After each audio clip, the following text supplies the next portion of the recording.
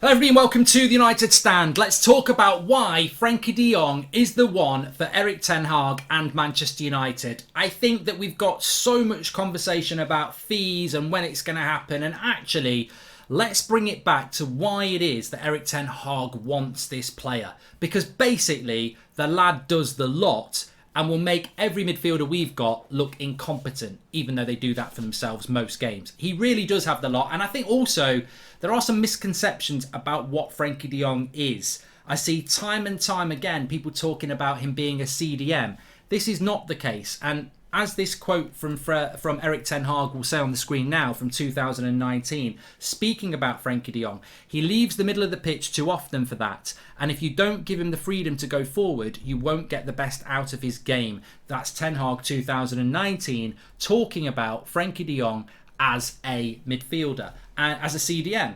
And he can do that role, and he can be a quarterback, and he can dictate the play.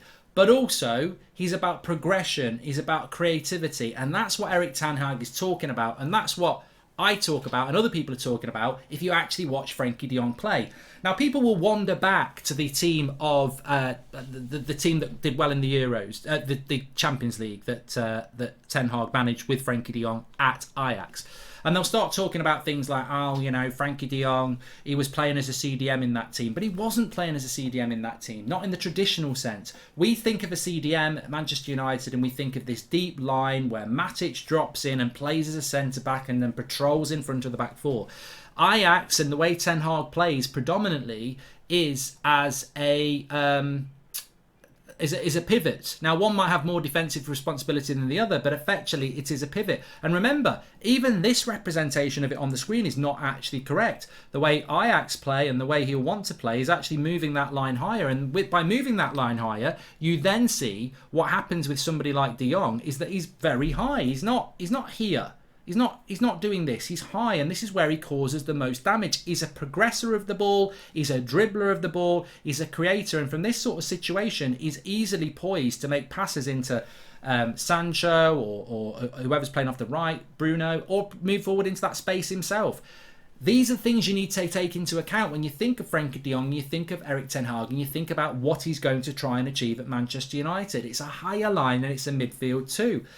When you look at Frankie de Jong as well, and I think it's important to do this, if we go back to this screen, I can show you something that's quite interesting. Defensively, what is his defensive capabilities like comparable to everybody else? Well, look, I've took a glimpse at some players here, but de Jong defensive actions, successful defensive actions per 90, 5.3, Rodri 8.2, Bruno 6.3, Bernardo Silva 6.7, and Fabinho 10. So for all these people who start coming out with things like, oh, Frankie de Jong can play as a holding midfielder, he can patrol the back four, and he can sit in front of the back four and take the ball off the back four, and he can pick up the runners, he can break up the play. He can't.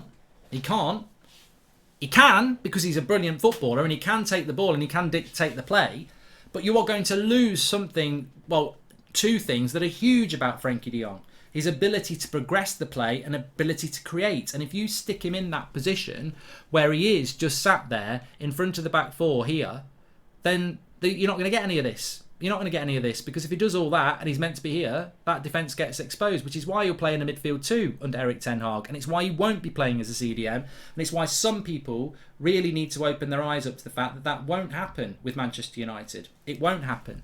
And also, as I was saying, very, very important that you do note things like this. Progressive runs per 90. De Jong, 2.8. 1.2 for Rodri. 1.6 for Bruno. 3.6 for Bernardo Silva. 0.6 for Fabinho. And then dribbles per 90, 2.1, which is better than anybody else, apart from Bruno marginally and Bernardo Silva. Well, Bruno's an attacking midfielder. So this is Frankie de Jong, who people think is a CDM, and actually, he's got the lot. He's got the lot. He's a defender, he's a carrier, and he's a creator. And that shows that. I mean, look at that comparable to Rodri and Fabinho. Like, massive, massive increase in his ability to carry the ball, which he will not be able to do if he's playing as a holding midfielder. And this goes back to that quote from Ten Hag. And effectively, I'll put it up in a minute, but it is like, he can do the CDM role. I think he enjoys doing the CDM role. But if you compare Frenkie de Jong to Gravenberch, they didn't play together, but he basically replaced him. Frenkie de Jong was doing more creativity and more carrying of the ball than Gravenberch, and Gravenberch was doing more defensive work. And yet people think that Frenkie de Jong can just sit there and do the defensive work. We can't pay £70 million for Frenkie de Jong and then not utilise what he's actually good at, which is being a creator. And then if you look at something else, we use the same players again as well. Forward passes per 90 from Frenkie de Jong, and the success of them. He averages 15 forward passes per 90 with an 87% success rate.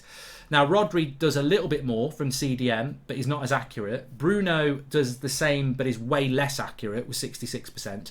Bernardo Silva does less passes and is less accurate. And Fabinho does around the same and is less accurate.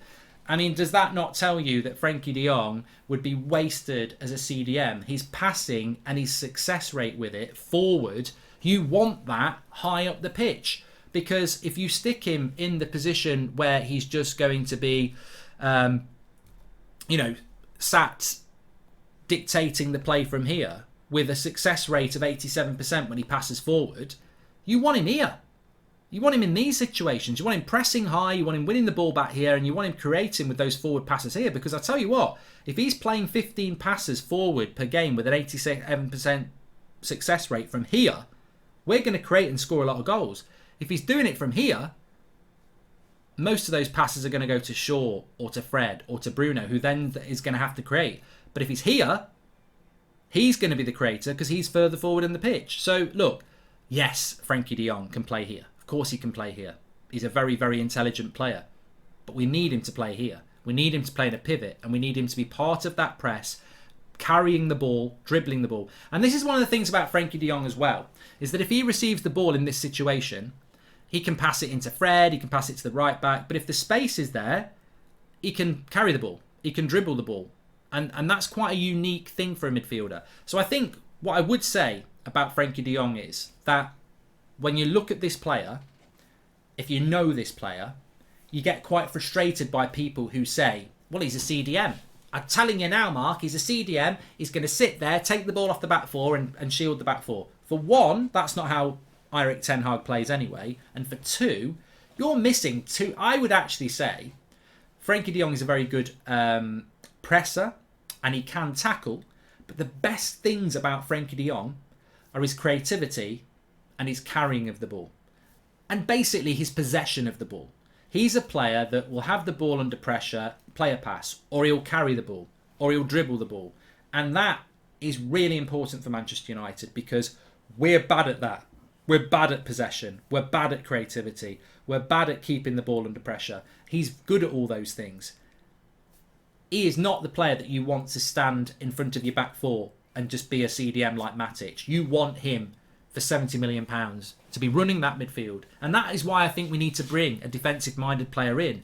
Because my concern is, and my concern always has been with Frenkie de Jong, is that when I think about him, I see him as a three-pronged player. Creativity, carrying of the ball, possession, and obviously his ability to press. But he definitely needs somebody next to him who is more defensive-minded, because that will free him up even more.